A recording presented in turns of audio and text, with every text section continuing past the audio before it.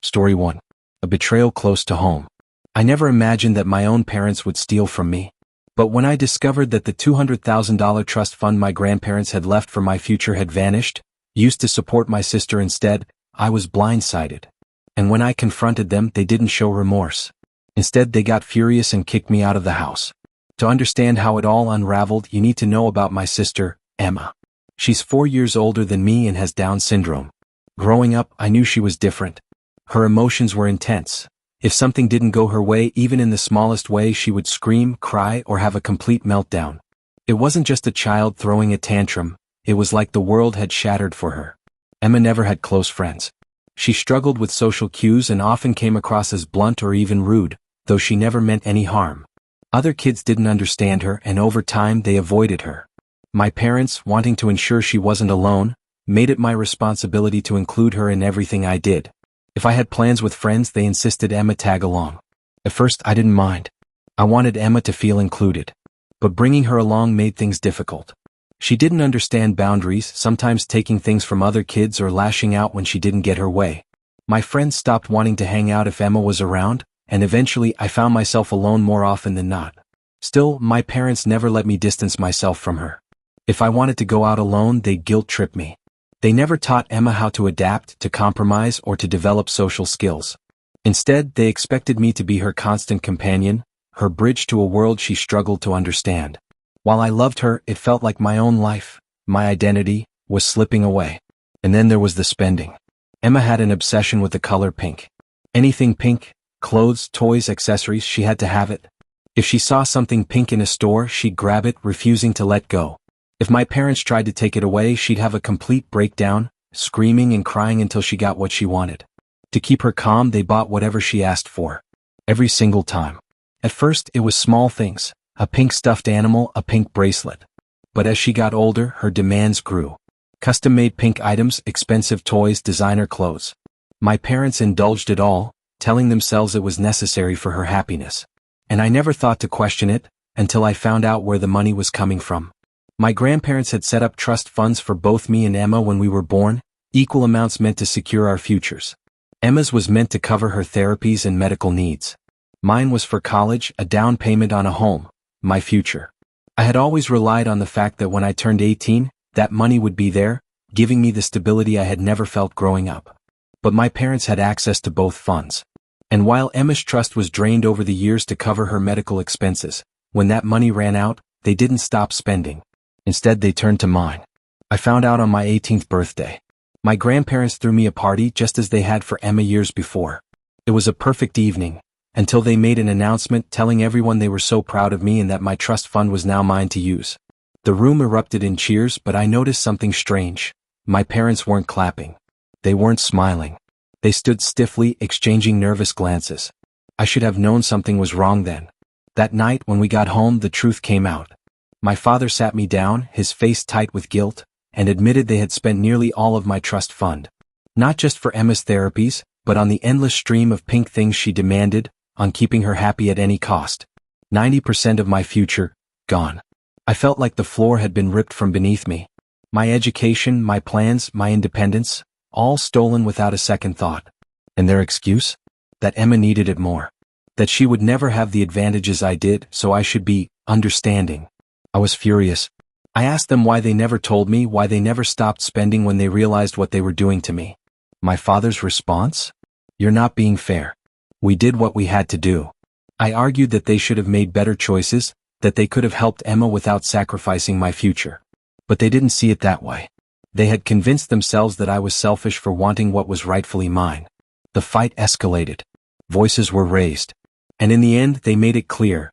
If I couldn't accept their decision, I wasn't welcome in their home. So I left. With nothing but the clothes on my back and the painful realization that, in their eyes, I had never mattered as much as Emma did. Tears ran down my cheeks as I assured them that I wasn't doubting Corey's needs or their decision to prioritize her care. I loved her too. But this was about the lack of honesty, the way they had gone behind my back and exploited what was meant to be my future, without believing I even deserved to know. I informed them that this trust money had been my only source of security, the one thing I could rely on to start my life on my own, and now it was almost completely gone. Instead of addressing how upset and betrayed I felt, They began gaslighting me, turning the subject around on me. They expressed disappointment that I couldn't be more understanding, that as Corey's sister, I should appreciate that sometimes sacrifices were necessary. "We're all in this together," they said. I was astounded. They wanted me to simply accept it all without question, to realize that Corey's needs had to come first, no matter the cost. But why was it always Corey? Why was I never allowed to come first? Did they not want me to do anything with my life? That's when my parents revealed their ultimate plan for me, one that revolved solely around taking over the responsibility of caring for Corey. They explained that they had never cared about my education because to them it wasn't important. Their expectation was that I would step up, take over Corey's financial and emotional needs, and dedicate my life to looking after her. My mother looked at me with a mix of pleading and resignation. "You know, we're getting older. It's exhausting looking after Corey. We won't be able to do this forever, so we need you to step in." She went on to say that they didn't mind if I went to a local college rather than the school of my choice. She only hoped I would get a steady job as soon as I graduated, so I could bring Corey to live with me. Then, she said with relief in her voice, we could finally rest. My father added that I should start contributing financially while still in college by working a part-time job and sending money home to Corey. "It will help her have some independence in her life," he explained. "Let her buy whatever she wants and maintain the lifestyle we've provided for her." I sat there stunned. This was not the future I envisioned for myself. My parents expected me to abandon my own aspirations and seamlessly transition into their role as Corey's caregiver, without ever asking what I wanted for my own life. Finally, I erupted. My voice quivered with years of accumulated rage and hurt. "Have you ever thought about what I want? Or am I just here to live for Corey? You never even thought to ask me, did you? All these years I've been expected to just give, and now you're pushing me to be Corey's caretaker so you can rest? How is any of this fair?" My voice trembled as the rage spilled out. "You're making decisions for me without even considering what it means for my life. I can't just drop everything for Corey and pretend like my dreams don't matter." Years of feeling forgotten, of being told I needed to prioritize Corey, of watching them pander to her every whim while I was expected to quietly support from the sidelines, it all came pouring out. But my parents refused to acknowledge any of it. Instead, they tried to persuade me that I was being selfish and inconsiderate. They wanted me to conform, to embrace a life I had never planned for, simply because it was what they believed was best for Corey. Since that day, I've been ignoring my parents completely. I don't feel sadness or regret, just contempt. Update 1 *. Wow. This post has gone viral in just a few hours. Thank you all for your advice. Right now, I'm on my way to tell my grandparents everything. Since the trust fund was created with their money, I believe it's critical that I have their support while I confront this matter. After I explain everything to them, I plan to let them decide the next steps. I trust their judgment. They have always had my best interests at heart. For too long, I kept silent, hoping my parents would come around. But it's clear now that they never will. Update 2 *. It has been 2 weeks since my last update. I told my grandparents everything, and they were as astonished as I was to learn that my parents had drained my trust fund without my authorization. That same week, my grandparents confronted my parents. They were furious. My grandfather, in particular, was livid. He roared at them, his voice filled with fury and disbelief.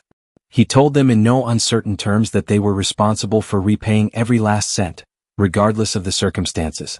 For a moment, I hoped my parents would finally take responsibility. But instead, my mother pleaded with them, explaining how difficult it was to care for Corey, how her needs were numerous and constant. She tried to justify stealing my trust fund by saying it had helped them care for Corey. And then, in a twisted turn of events, my parents turned against me. They were furious that I had told my grandparents everything. My father, his voice laced with anger, told me I should consider myself lucky, because I was born normal.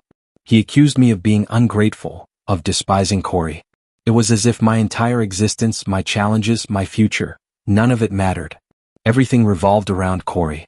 But I stood my ground.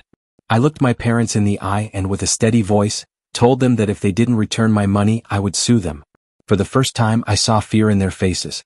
My grandfather, standing beside me, made it clear, if they didn't agree to return the money, he would get the best lawyer in town and take legal action. Realizing they had no choice, my parents finally agreed to a repayment plan. Update 3 *. A month has passed since my last update. After much pressure and legal threats from my grandfather, my parents finally signed an agreement drawn up by his lawyer. Since they couldn't repay the full amount in one lump sum, They will make installments over the next 18 months. However, there's a strict clause. If they fail to make a payment, my grandparents and I have the right to take immediate legal action. My parents are still angry. They blame me for everything and they refuse to understand why I took such drastic steps. But my grandmother reassures me every day that I did what I had to do. You did this to protect yourself and your future, she tells me. Don't look back, only forward. I still see Corey from time to time. She misses me and I miss her. She doesn't fully understand what happened, but she knows something changed. She knows I'm not around like I used to be. It hurts not being able to help her see the full picture. But one thing is clear, while I love Corey and will always be there for her, I will never let my parents dictate my life again. For the first time, I am truly free. This story teaches us a powerful lesson. Standing up for your rights is never wrong, even if it means going against your own family. Love and relationships should never require you to sacrifice your dreams and future. Every individual has the right to make their own life choices, and if someone tries to take that away from you, staying silent is not an option. Have you ever faced a situation where you had to make a tough decision to protect your rights? Do you resonate with this story? Share your thoughts in the comments. And if this story touched you, don't forget to like, share, and let us know what you think.